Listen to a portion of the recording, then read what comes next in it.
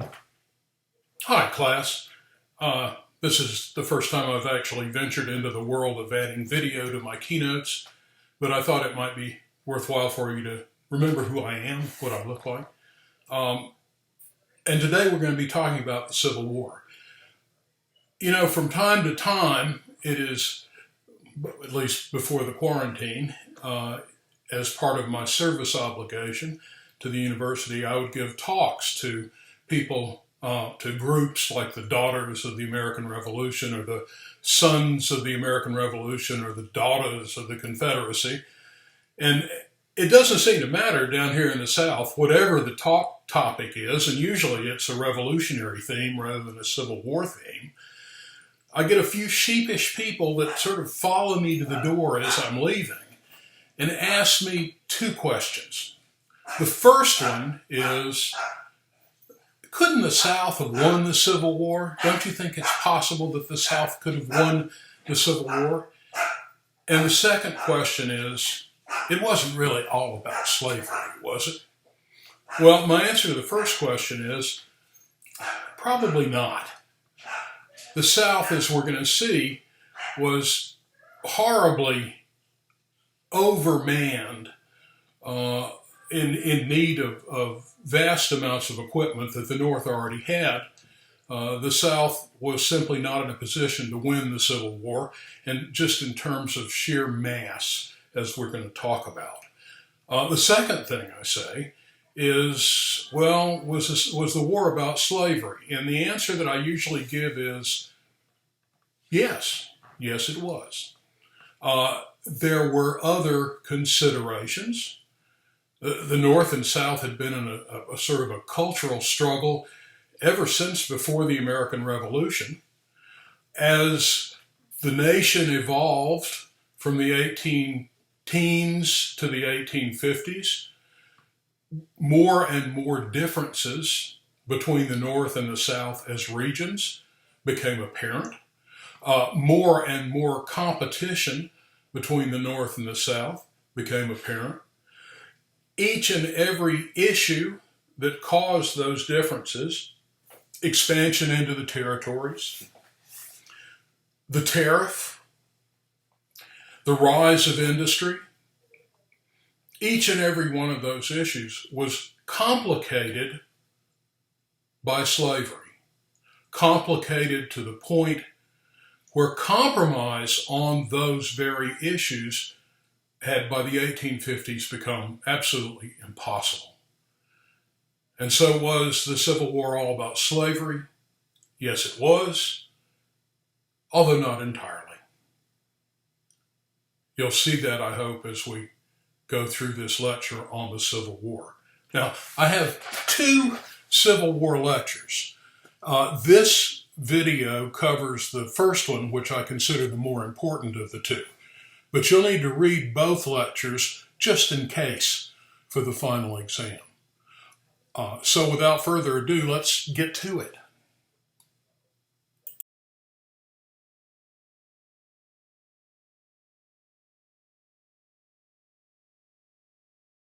The news of Fort Sumter galvanized the North. The president had his smoking gun, and on April 15th, Lincoln called up 75,000 militiamen for 90 days to put down the rebellion. News of the action at Charleston, the firing on Fort Sumter, had a similar effect on the South. The Upper South now had a crisis of decision, and its choice would be to join the Confederacy. The Upper South had remained ambivalent for a time, namely because slavery was less important there. Slaves constituted 47% of the population of the Confederate States, but only 24% of the Upper South. On April 17th, Virginia moved to secession on the news that Lincoln was going to war. Virginia was quickly followed by Arkansas, North Carolina, and Tennessee. Only 4 slave states remained in the Union. They were Delaware, Kentucky, Maryland, and Missouri. In addition to that, northwestern Virginia seceded from the state of Virginia and rejoined the Union.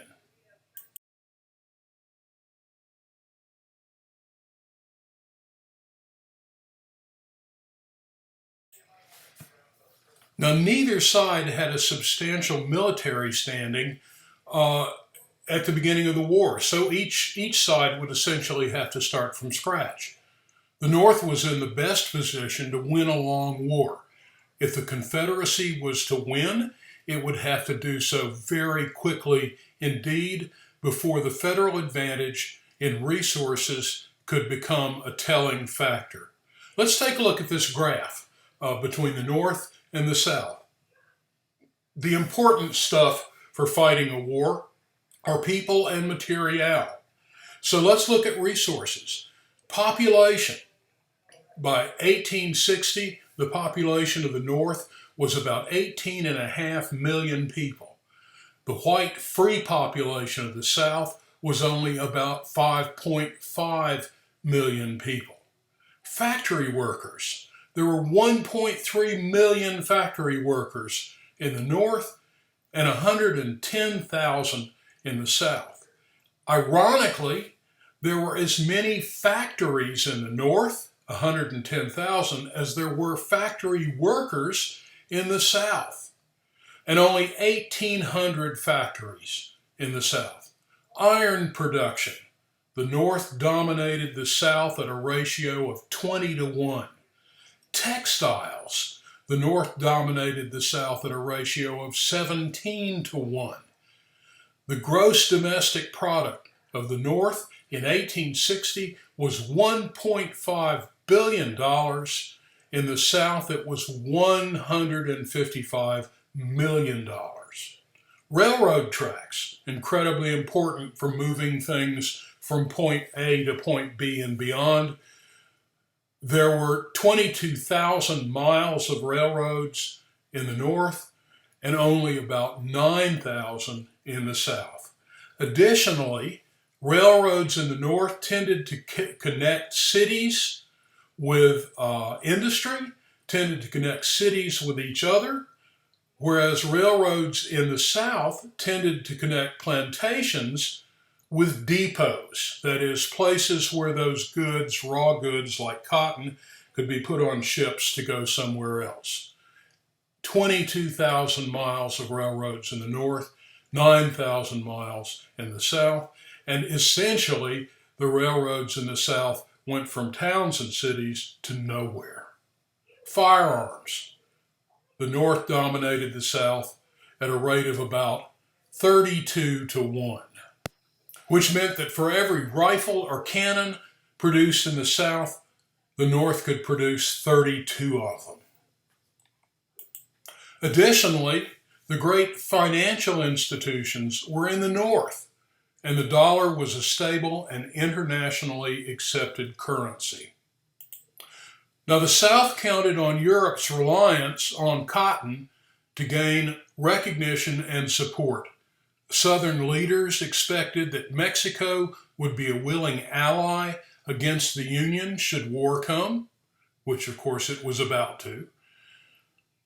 As it turned out, these were false hopes. Neither Europe nor Mexico had any desire to get involved in a civil war on the side of a slave state. The war would be fought in the South, which counted as a Southern advantage. Southerners knew the terrain, and they would be fighting for their homes and families against an enemy that would be an intruder, an invader, the aggressor. Also, the sheer size of the land would require a huge effort on the part of the Union to subdue it. Both sides predicted, by the way, a fairly short and glorious war, and both sides were wrong.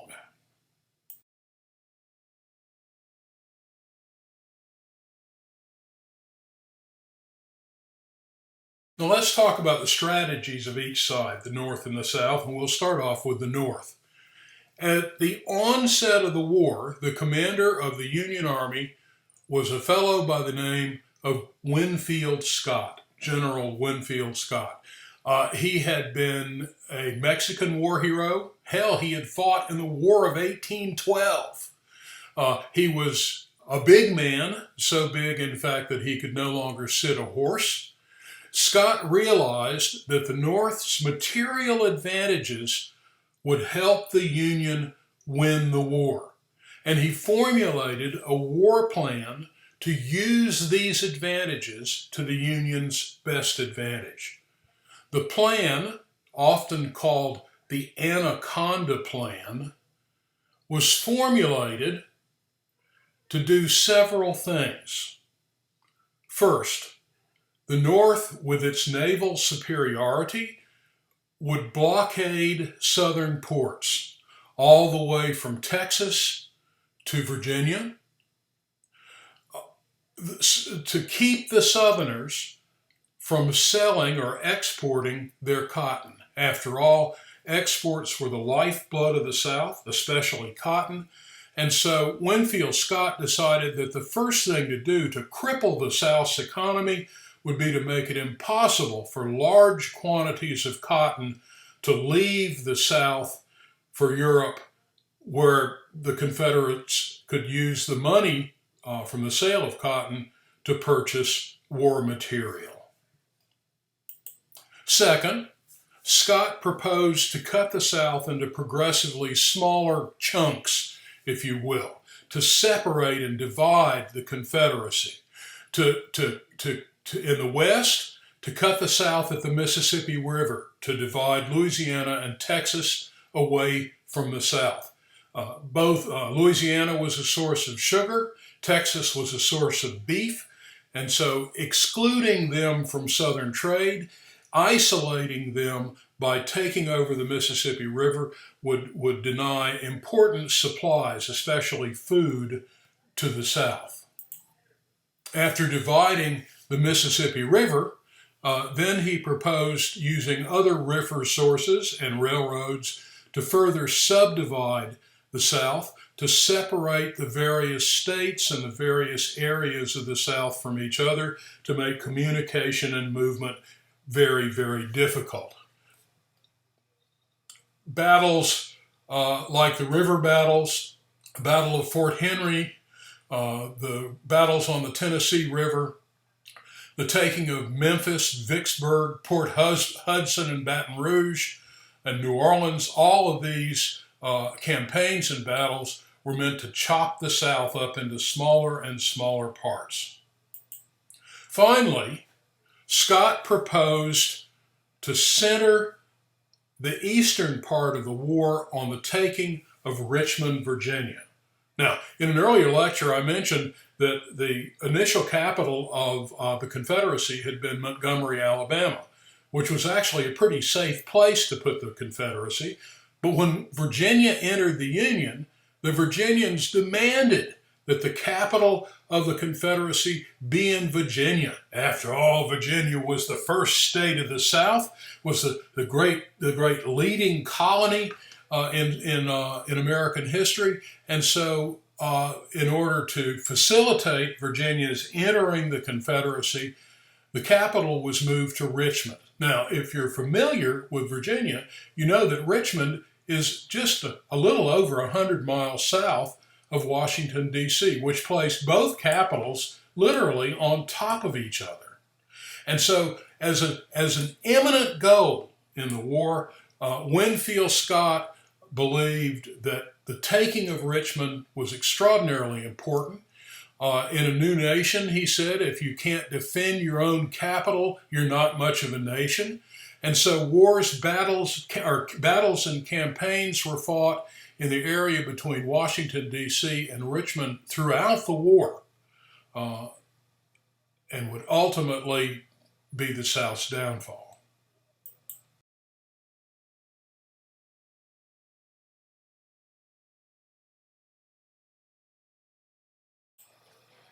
The Southern strategy was pretty simple.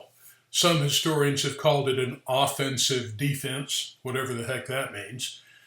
The Southern strategy was basically to stay in existence and hope the North would tire of the war. Southerners viewed themselves as great soldiers and warriors. They viewed the Northerners as shopkeepers and clerks who they said would quickly lose their stomach for warfare. But for reasons having much to do with Southern cultural distinctiveness, just defending the territory didn't sit well with many Southerners. And also, the longer the war lasted, the greater the chance was that the superior resources of the North would be brought to bear. Basically, the Confederacy fought a defensive war, except on a couple of occasions when Southerners decided that they could no longer take simply the defense. And on both occasions, Antietam in 1862 and Gettysburg in 1863, both campaigns were catastrophic for the Confederacy. So given the Northern strategy, the Anaconda Plan, and the Southern strategy, an offensive defense, what happened? The Union, despite significant opposition in 1862 and 1863, caused by a string of Confederate victories, succeeded in maintaining the motivation of its population for the war. The war became a war of attrition, that is, one in which the losses wear down both sides.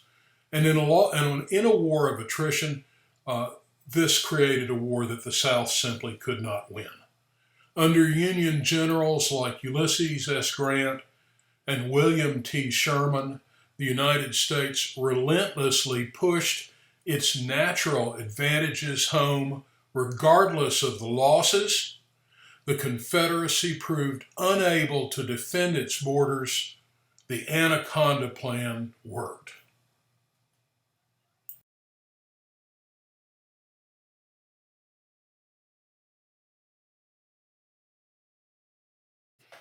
Why they fought. The dichotomy between the slave South and the free North created political and economic divisions. But armed conflict would not have resulted if Northerners and Southerners had not regarded each other as members of antagonistic cultures vying for ideological supremacy. In short, belief in sectional differences overpowered the reality of cultural homogeneity. Both sides believed in the common ideas that were seen as the legacy of the American Revolution and of the founders, in liberty, democracy, individualism, and equalities. But these words had taken on somewhat different contexts for Northerners and Southerners. Slavery created the intense ideological and social clash that ultimately resisted all attempts at compromise. What the war reveals is not two civilizations, but one people divided by conflicting interpretations of common American values. Although Civil War soldiers seldom wrote of the ideological underpinnings of their patriotism, they have left enough of a record to suggest the way they viewed the war in their mind's eye. Union troops often said that they were fighting for the preservation of the Union. But, what did this mean? For them, there was an implicit belief in the Federalist doctrine that the Union best protected liberty. Conversely, Confederates believed in the essential Jeffersonian idea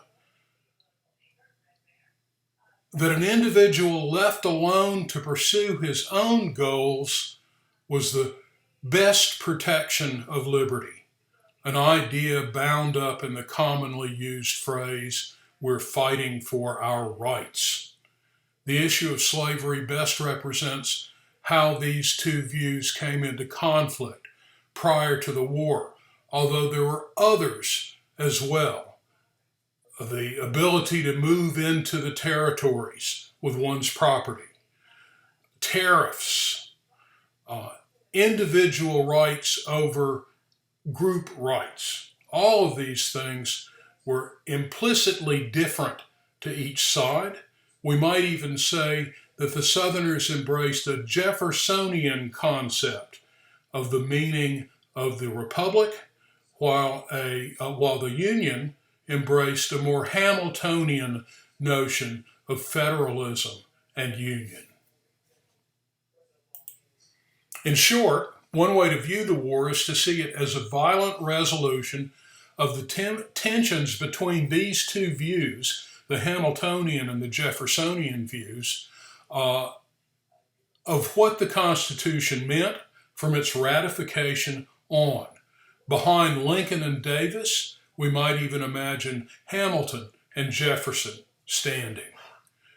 The existence of slavery certainly was the key element in bringing on the war, but until it became obvious to the majority of Northerners that it was an essential element, the idea that slavery had to be eradicated to preserve the Union, their racism and their way of looking at the Union prevented the war from becoming one about slavery entirely.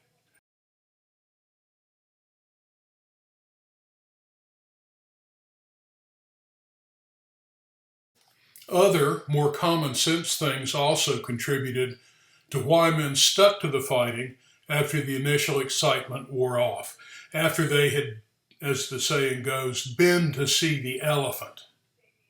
Localism. Most small units were raised in towns and villages, so you knew or related to all of the men in your company. Word of your action on the battlefield would reach home. If you ran when you saw the elephant, that is, when you came into contact with the enemy, then your disgrace was not temporary. All of your neighbors would know about it, and you would have a difficult time living it down. Remember, people were dying, and if someone ran and lived, and your son or father or brother didn't and died, how would you feel when you saw them around town? Small unit cohesion was important too. War represents perhaps the most intense bonding experience that a human being can face. Shared dangers led men on both sides to refer to their comrades as a band of brothers, and you don't run out on your brothers.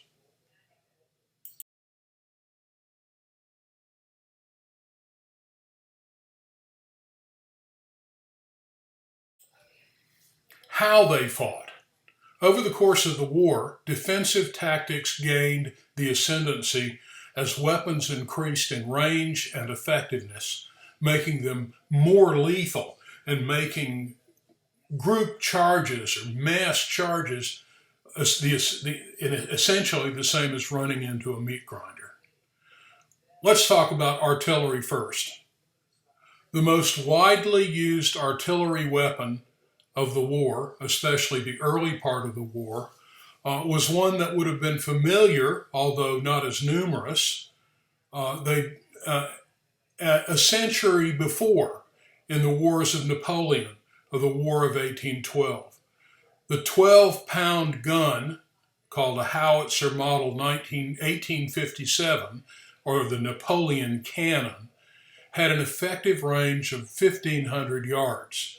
It was manufactured by both sides during the war. It was not rifled. It was a smooth bore artillery piece. And even though it had an effective range of 1,500 yards, it was not particularly accurate. It was used essentially simply to lay down fire.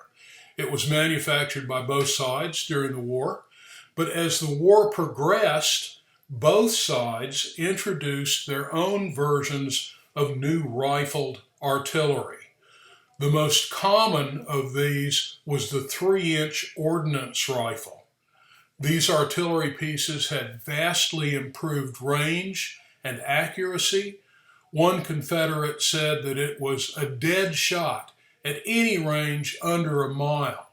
The improved weapon fired a 10-pound explosive shell or an iron bolt.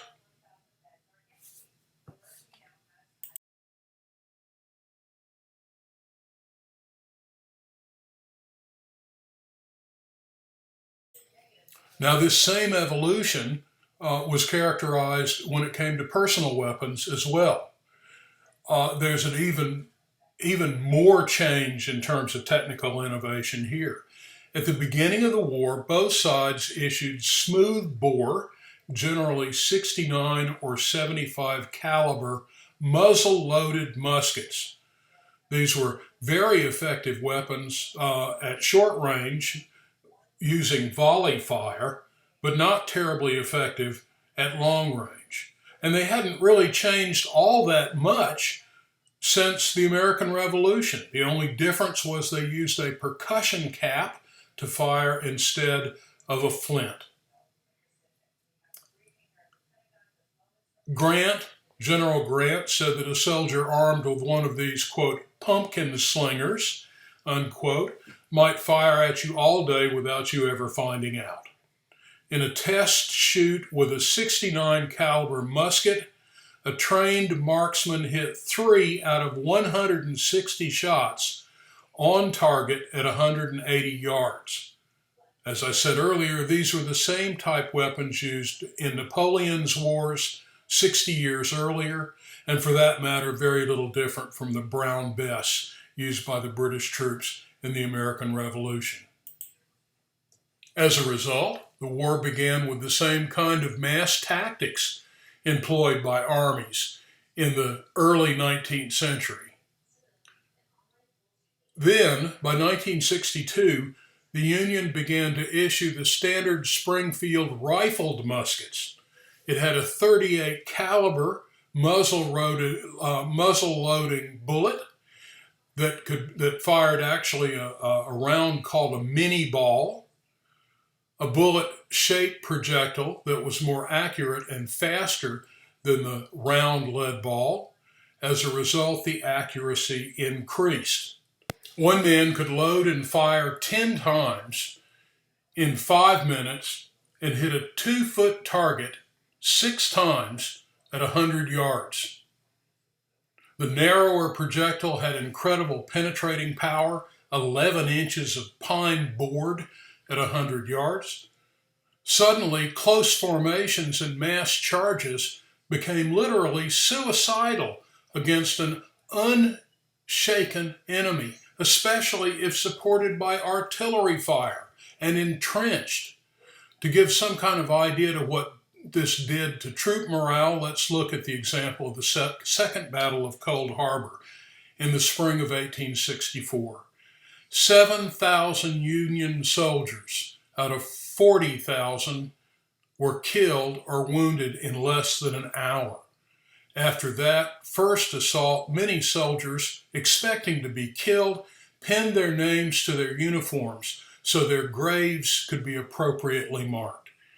In addition, by 1863, the Sharps rifle was introduced, a military carbine in 4470 that breech-loaded a cartridge that could fire a single shot but be reloaded very rapidly. A year later, and toward the end of the war, the 1862 Henry rifle came out, a lever-action repeating rifle that held 10 rounds, so you could fire 10 rounds before having to reload. Repeating rifles and breech loaders increased the rate of fire by the end of the war. The last 2 years of war generally looked like the trenches of World War I. The Civil War battlefield increasingly became a distinctly more dangerous place than earlier wars. In many ways, it's the first war of the 20th century. The vast majority of Civil War casualties were caused by musketry, with artillery coming in second.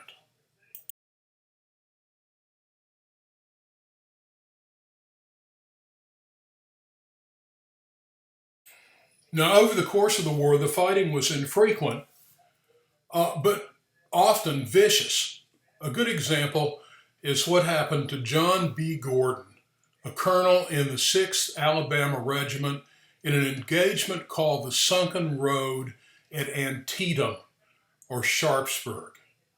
At around 9 a.m., Gordon boasted to General Lee that these men are going to stay here, General, until the sun goes down or victory is won. Within a few hours, Gordon would wonder if the sun would ever fall that day. As the Union troops advanced on his position around 9:30 in the morning, he thought, what a pity to spoil with bullets such a scene of martial beauty. Gordon walked the line behind his men, encouraging them to remain steadfast. On several occasions, he had come out of the fight with a perforated uniform, but with no wounds or no real body scrapes to show for it. His men believed that he was possessed with some kind of supernatural charm, some kind of invincibility. The colonel, who was caught up in his own legend, made no effort to seek cover. After repulsing the first attack, the Union troops rallied and came on again around 10 a.m. Between 10 and 12, the attacks became so numerous that they couldn't be kept track of. Around 10 a.m., Gordon was wounded in the right calf. He staggered along the line, refusing to give in to the wound. Minutes later, he was struck in the right leg a little above the other wound. Luckily, neither bullet struck bone, which would have surely meant an amputation. He hobbled, albeit slower, but steadfastly, from one flank of his regiment to the next. All the while, blood pumping into his trouser leg with each painful step. As noon approached, Gordon began to wonder if the sun would ever set that day. The blood-soaked trousers clung to his calf on his right leg.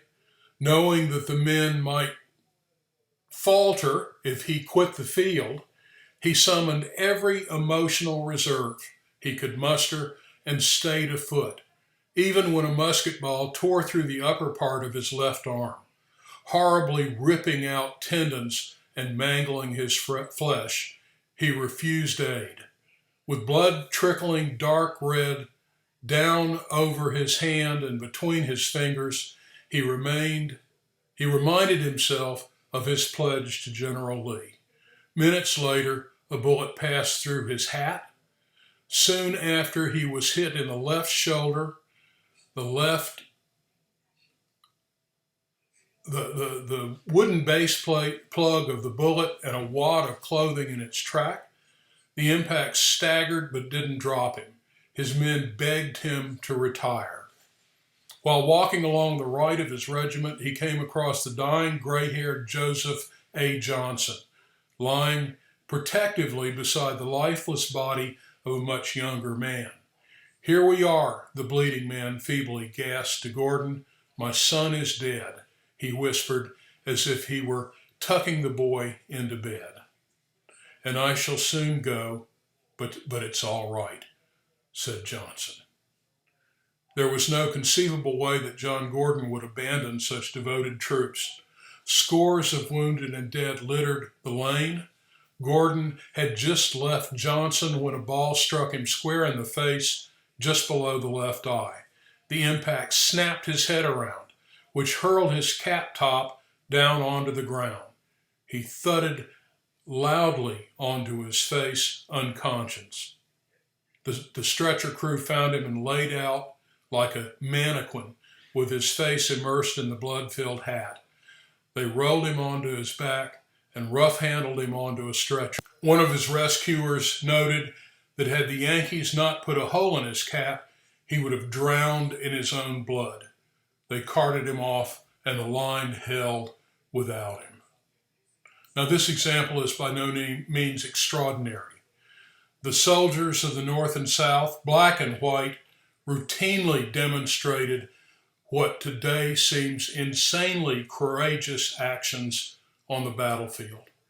Their actions become even more amazing when we remember that these were armies of citizen soldiers, farmers, factory workers, and clerks, not long-serving professional military men.